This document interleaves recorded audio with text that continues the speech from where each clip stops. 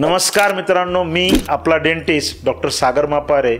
मला एक प्रश्न अजून एक कायम विचारलेला असतो लोकांनी की बाबा रे सर, ते दात काढला त्या ठिकाणी मी इम्प्लांट टाकू का डेंटल ब्रिज बसू? लक्षात ठेवा, डेंटल ब्रिजमध्ये आजूबाजूच्या 2 दाताला आम्ही कमी करतो, बऱ्याचदा त्याची रूट कॅनल पण करतो आणि मग असा पूल बनवतो दाताचा आणि त्याला आम्ही म्हणतो डेंटल ब्रिज। त्याच्यामध्ये आजूबाजूच्या चांगल्या दाताचं थोडं नुकसान होतं।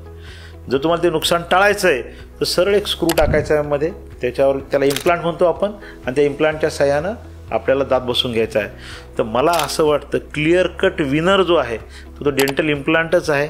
शक्य झाल्यास आणि आपल्याला परवडल्यास इम्प्लांटच करा, डेंटल ब्रिज हे अवॉइड करा। आणि यासाठी मापा डेंटल हॉस्पिटलला भेटा, आपल्याला चांगल्यात चांगला इम्प्लांट आम्ही नक्कीच बसवून देऊ आणि आपल्या दातांना आपल्याला काही जेवता येईल, काही खाता येईल अशी आपण सुविधा आपल्याला करून देऊ आणि कृत्रिम दंतरोपण हे यशस्वीरित्या करायचं आहे।